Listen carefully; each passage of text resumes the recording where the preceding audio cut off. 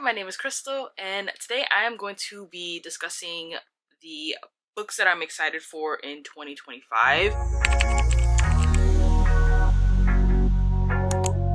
Currently, I have like 6 that I could remember off the top of my head, so we're gonna go with those 6. Most of them I think are in the beginning of the year anyways, except for like maybe one. I've received this as an ARC from Berkeley on NetGalley, and it's been sitting on my Kindle. It releases this month, I think on the 28th, and it's Spiral by Bal Khabra.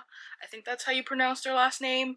And this is the sequel to Collide, which was probably one of my favorites of 2023, if I'm remembering that correctly, because we are now in 2025. Time is an illusion.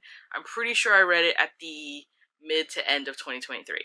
It's hockey romance. I think this one, because Collide was college romance, and I believe this one follows friends of theirs, but it's when they're in the professional setting. So he's a hockey player, professional hockey player. She's a ballerina. I think it's fake dating, forced proximity because something happens with her apartment and stuff like that. So I'm excited for that. If you haven't read Collide, I would definitely recommend it, and I cannot say enough about that book. Another one that I have on my Kindle library currently, it as an ARC, it is End It All.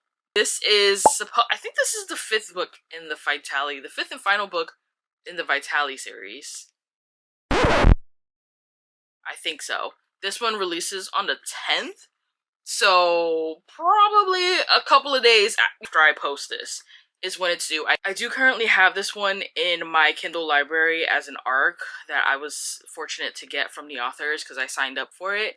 And it does come out on the 10th, so I probably will get to that like ASAP because I love the series so much. King of Envy by Anna Huang, you get like little hints of it in the other books. I think this one comes out in April of this year. It was originally March, but I think it got pushed back because the striker got pushed back, so it kind of obviously is a domino effect.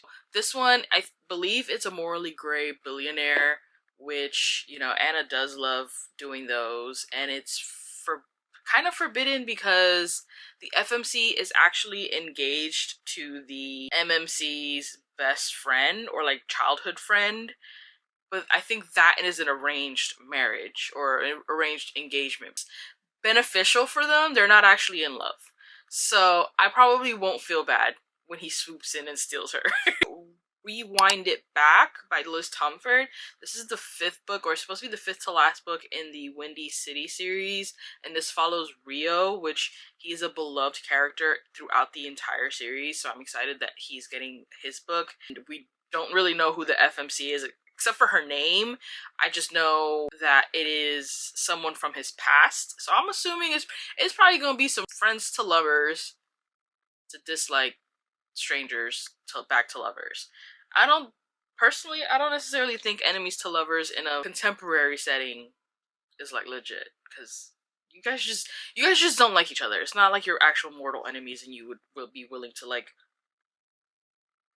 each other. So when that one comes out May 20th, I believe, around that time, it's hockey romance. I think it's gonna be probably some type of like dislike to like in some capacity, second chance type of thing.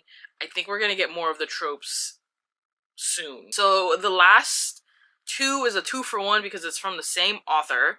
The first one is Kiss the Villain, and the second one is Beautiful Venom. Kiss the Villain, I think I'm more excited about that one than Beautiful Venom because Kiss the Villain is Gareth and Caden's book, and if you've read the Legacy of God series, Gareth is Killian's older brother, and Caden is a professor at the school that they're at, so obviously there's going to be a little bit of forbidden. This is going to be male loving male, so there's forbidden. It's supposed to be dark. She says it's her darkest book yet, but I'm kind of like, I guess we'll see. I don't know, because obviously dark romance is a spectrum. So I think, what is it? So it's dark romance, forbidden, student, professor. He's a law professor and he's a law student. Yeah. I know obviously like the whole possessive touch him and die type situation, so probably that. I don't know, I'm really excited about that because you get like a hint of what's going on in God of Fury. God of Fury is one of my favorites of 2023. I read that at the end of the year and still one of my favorites. It's not going to be when Nico and Bran are already together. It's going to be like both timelines are kind of overlapping. So I'm excited to see that. And Beautiful Venom is her debut into like dark hockey romance, which again, I think personally you gotta suspend belief to read a dark hockey romance, because reading it, I'm like, yeah, okay, but I'm gonna give it a chance. This one is gonna be MF, but one of the books in the series, it might be MM, I think, or at least two of them. But this one's gonna be MF. It's gonna be, I think she's mentioned like enemies to lovers. We already know it's a dark hockey romance. So that one's a twofer because both of them come out this year. Kiss the Villain comes out, I think, in March, or supposed to.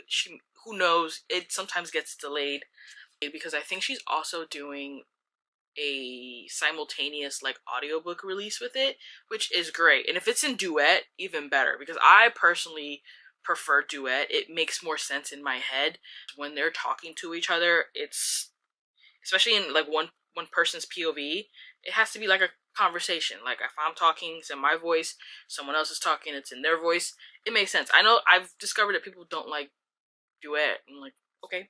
Anyway, so that comes out in March. Beautiful Venom is coming out in May, so we'll see if that sticks to that timeline. But these are the books that I'm most excited about, and I probably am missing a couple of others. If you watched the entire thing, thank you so much. Happy New Year. We're into 2025. May 2025 be the best year for you yet. Thank you. Bye.